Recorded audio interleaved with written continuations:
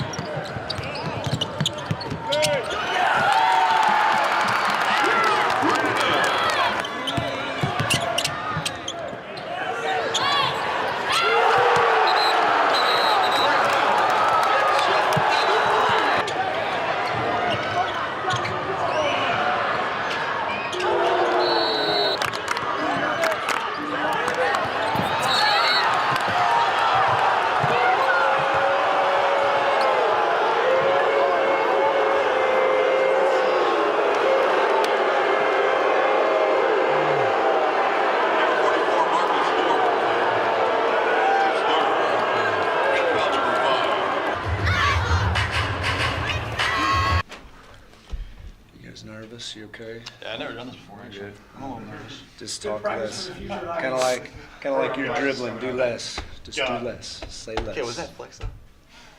We'll talk later. Okay.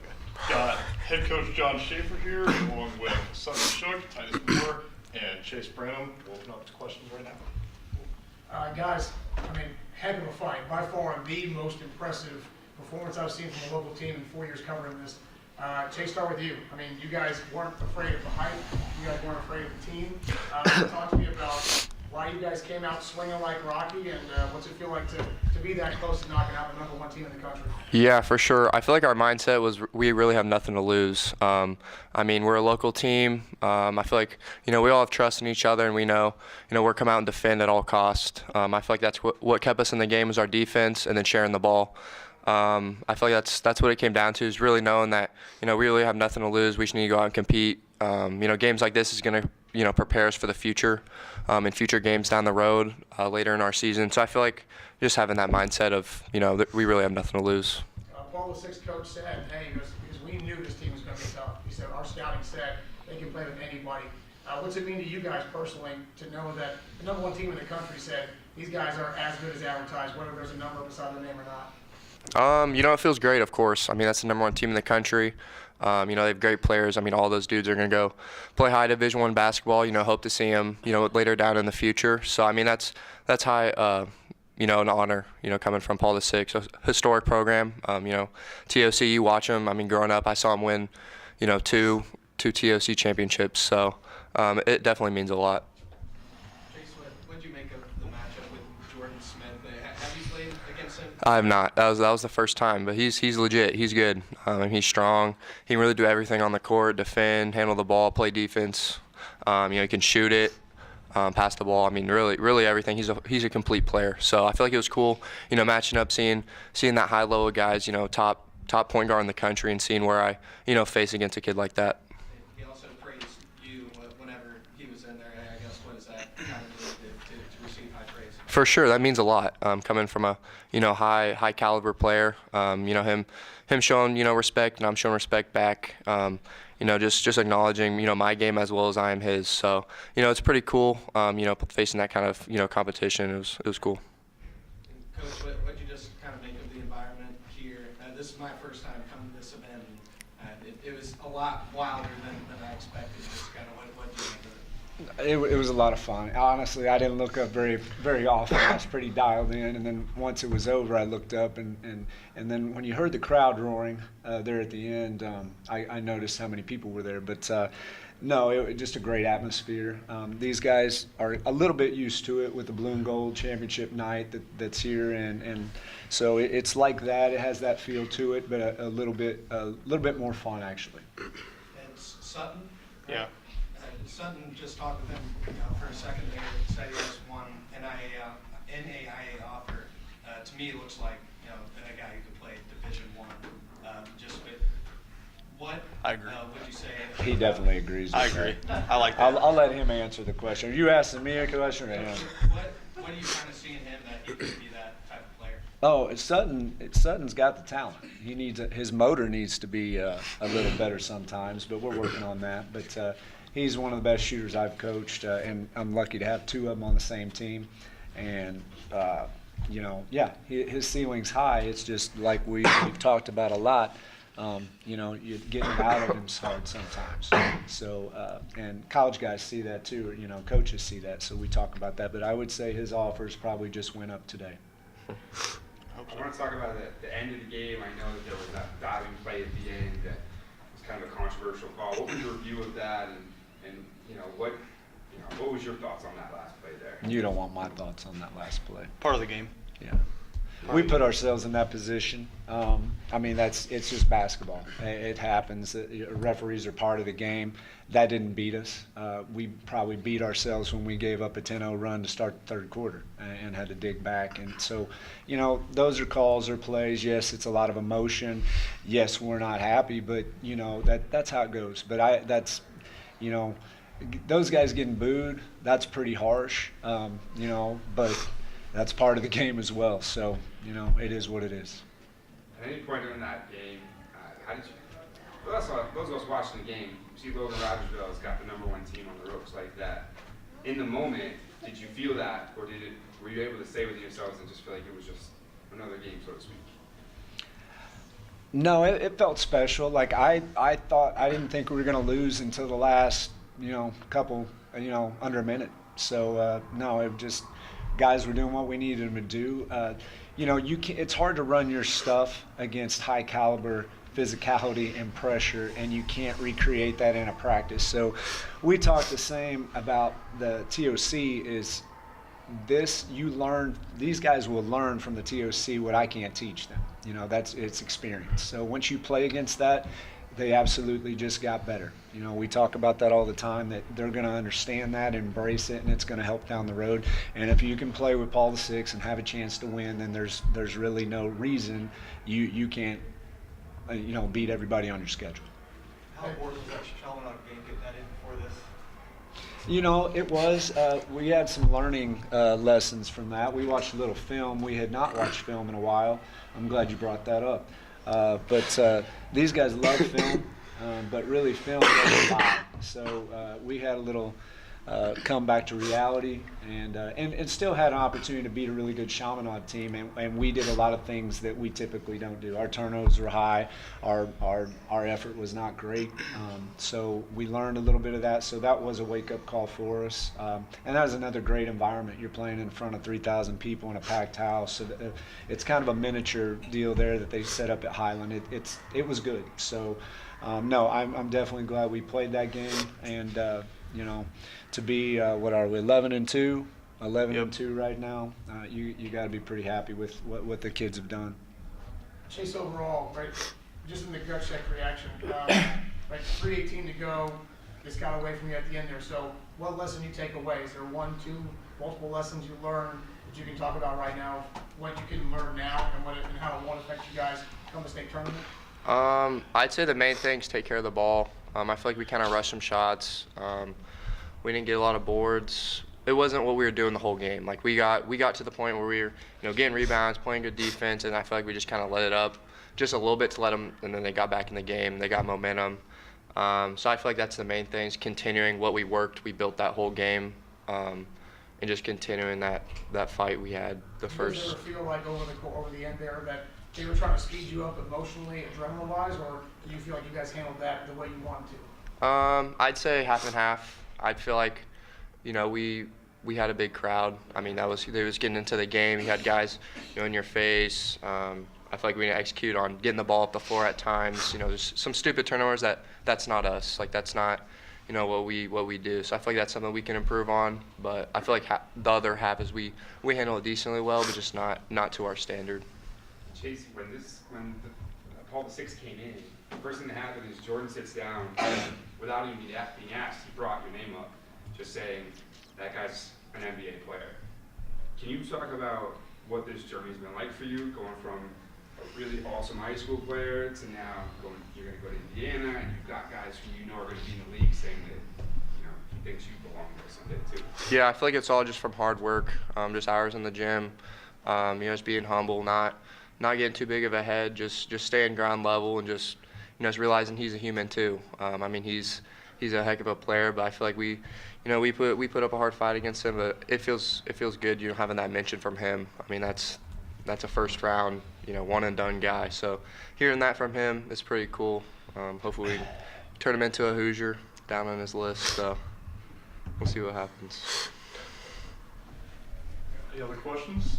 Coaches, real quick, what does it say about the program that you guys were able to go up against Paul VI? Coach said the same thing about you guys, just in terms of how impressed he was. I mean, what does it say about the state of your program that you guys are able to have a performance like this? This group's had a lot of success for the last 2 years. Back-to-back Final Four appearances as babies, pretty much. Chase got to go as a freshman and a sophomore, so and Titus the same. They really don't know anything different, so that's the good part. But no, our program's solid, and it's solid because of what these guys do, what we put them through.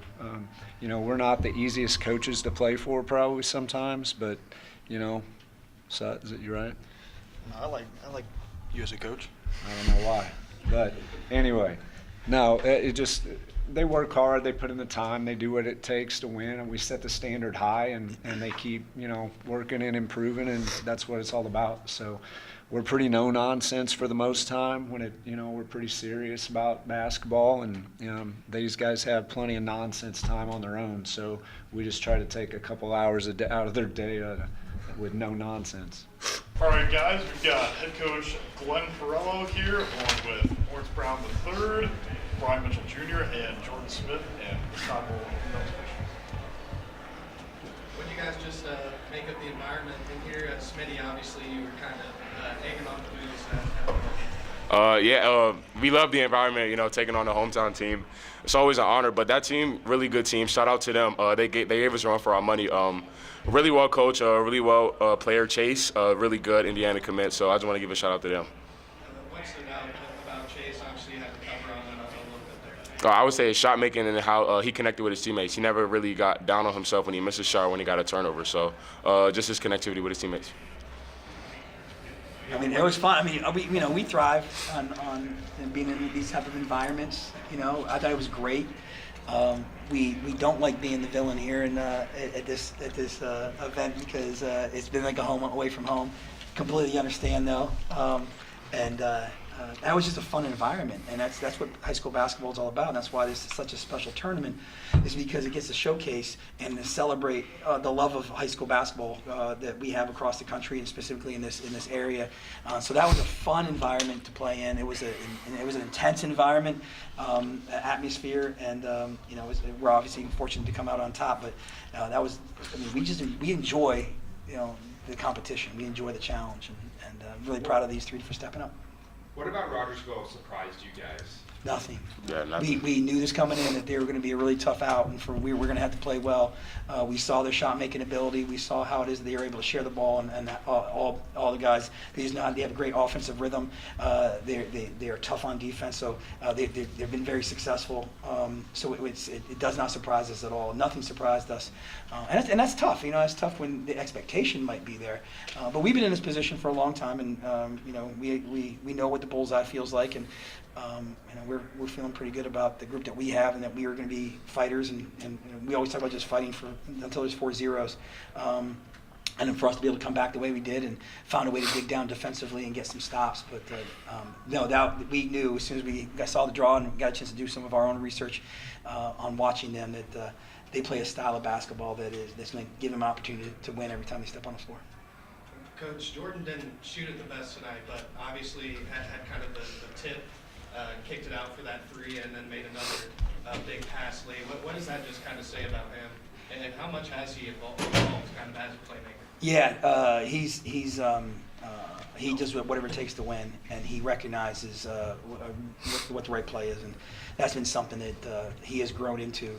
Not just this year, it's been something, part of his evolution as far as being a complete player and being a playmaker and understanding how to find his teammates. And this is maybe the 4th or 5th time that we've had big shots be made by teammates because he's able to draw, get 2 on the ball, and make the right play and find people. And yeah, you're exactly right. I'm really upset about how he shot the ball today, and I'm disappointed in you. It's going to happen. And sometimes the ball's not going to go in as much as you see from him. But what you see also is he impacts winning every other way. Coach, you guys had, I think, a 15-0 run at the end of the second quarter, beginning of the third quarter, and then you end on a 9-0 run. What is it in your preparation that allows you guys to make runs like that in the biggest moments? Yeah, I'm going to let Turkey answer that because he knows one of our slogans, one of our mottos. Yeah, the slogan that he's talking about is that PBI is a 10-0 run waiting to happen. So coach is just instilling in our minds that just keep going. Adversity is always going to hit, especially being the number 1 team. We're going to get everyone's best shot.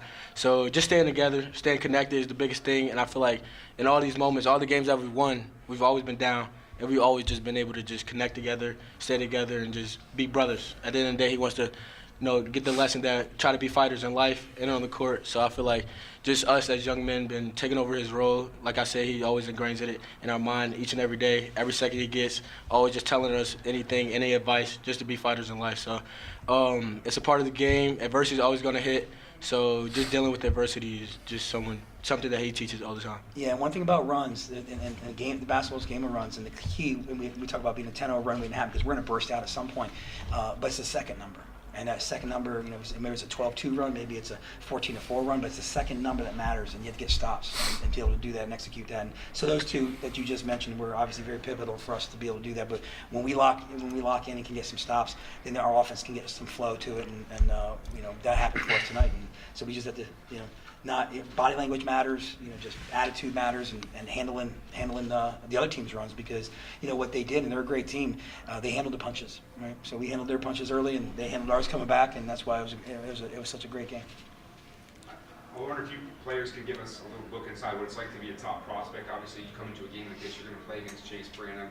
the top 50 prospect going to Indiana. Do you guys relish those opportunities to play against other players who are going to play at the highest level like you in the next year in college, or is it just another game? I'll say it's just another game. We treat every game as just another one. He's still a human at the end of the day, so we just play how we play. But JR, I'll have you answer it this way too. But talk about how you guys do enjoy and relish getting a chance to play against the best in the country. Oh yeah, we enjoyed it.